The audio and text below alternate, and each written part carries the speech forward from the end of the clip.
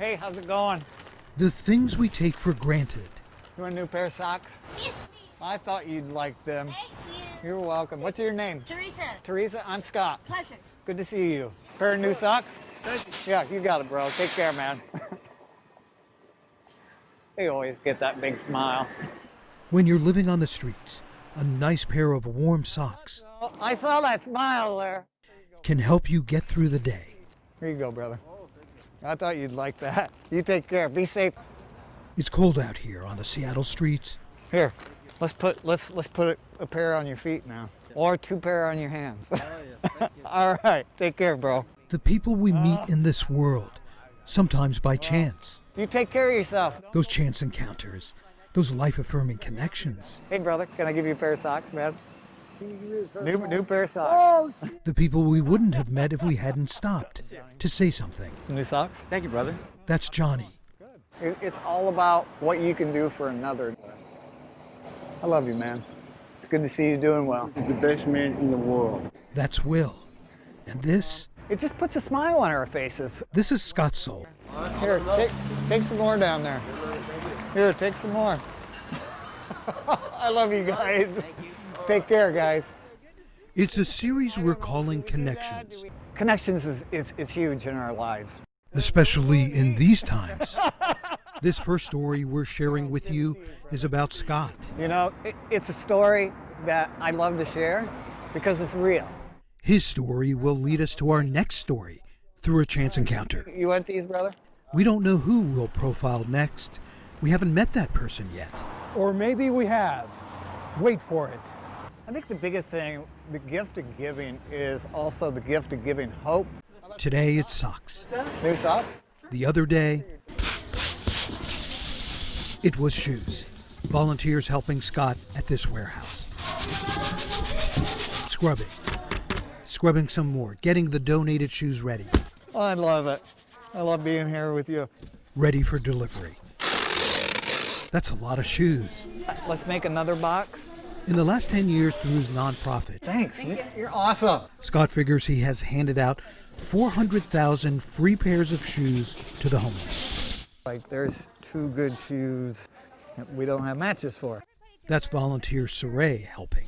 Everybody deserves to feel normal. Nobody wants to walk around in shoes that have holes in them. Just for somebody to know that they're loved, that they have somebody there to listen to them. Do you want us to start putting them inside? Oh, the note? Yeah. Look at what they put inside the shoes. Now that's love. This is Maggie. We're just thankful that we're able to love on others who maybe don't always feel so loved. Just one big word, love. Walk in Scott's shoes, you'll understand his obsession to help others. Good to see you. The why. New pair of socks? Why does he do this? Why does he care so much? Why is he willing to give the shirt off his back? I mean, literally. Does that make you happy? That's Kenny. You like that? Yeah. Good. Can I have your hoodie? Can you have this hoodie? Yeah. Why? Because he's walked in their shoes. My addictions was heroin and alcohol. I did every form of drug there was basically out there on the street. It was 13 years of homelessness. It was 40 years of addiction. Seattle's Magnolia Bridge was Scott Sowle's home 10 years ago. So you slept here? Yeah. He slept under the bridge. His mattress, I brought cardboard boxes and laid them down on the ground to keep us off the ground. I had a warm sleeping bag at the time. I was fortunate to have that. And that's what I stayed in as I detoxed off of heroin. as we're talking, we realize there's a man sound asleep nearby. Yeah, he was just a few feet away. Yeah, we won't disturb him. No, please don't. I can remember those days. I did not expect to see someone sleeping here. It's understandable. You know, we don't expect anybody to be sleeping in something like this, but it's reality, and it happens every day. And once a month, this happens. What size shoe do you need? 9 or 10? Let's see, 10s. Scott sets up at a place called the Recovery Cafe What do you think of those? Oh, I think they'll be wonderful. Well, and delivers on his promise to help those who need help. 12 and a half. This is 12. Look at that. Like being Santa Claus. Thank you. You know, it's an honor to be here for you. More help. This is Daniel.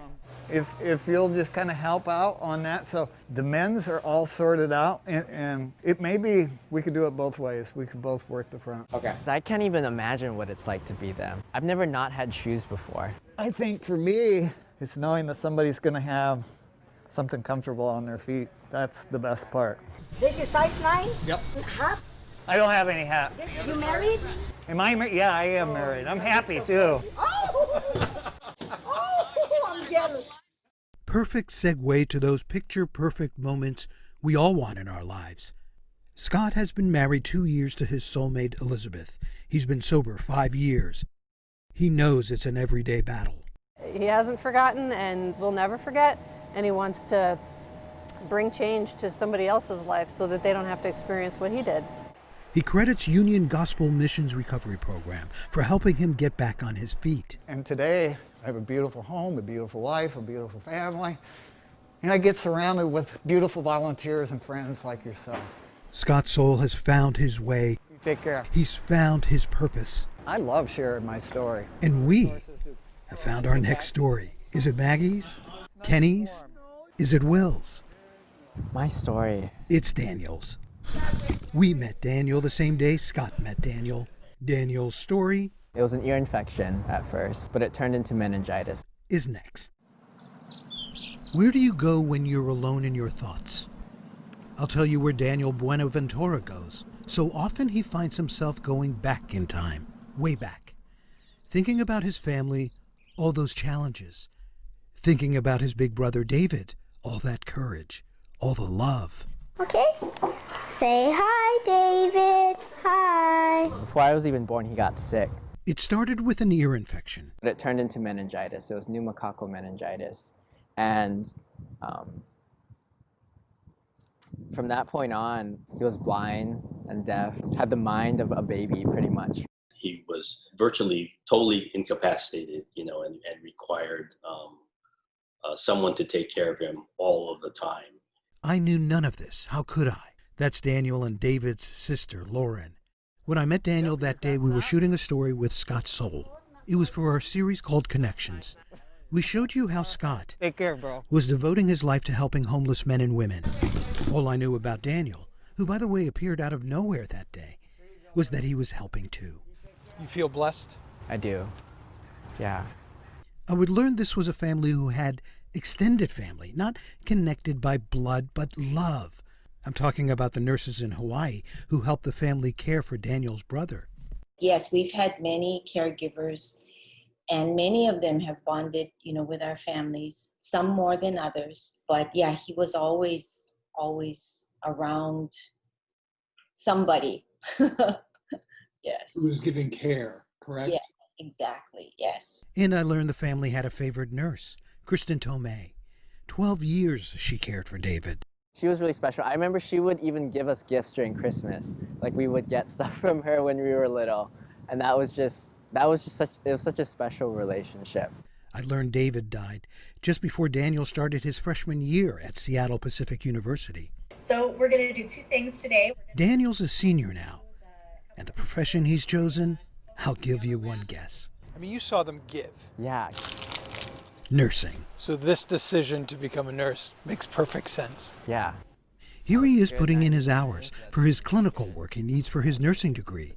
This is how he wants to live his life, helping others, just like the nurses who helped his family, like that favorite nurse of his.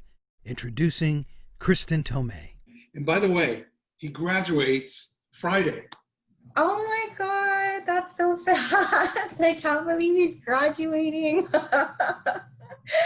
Oh, I'm so happy for him. I know, I remember him being like small, like young kid.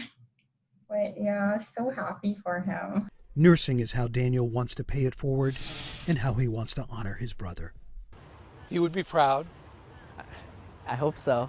It kind of warms my heart to know that, he's taking those inspirations, those experiences, and then he's using that to give back to other people.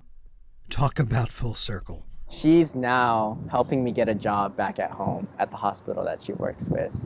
Daniel's sister Lauren already has a job as a nurse. I remember my mom telling me that I had said, "Mom, why did God give us David?" You know, why, you know? And my mom told me, or this is what she said, you know, that's not a question I can answer right now. That's a question that will take time for you to understand on your own. So why did God give you David? Why?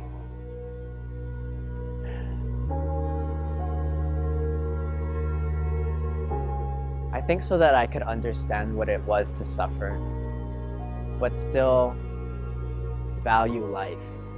It makes me happy, you know, knowing that his life did have purpose and that it made me a better person, and every other person that I hopefully in my life will touch will also be able to feel that and experience that because of him.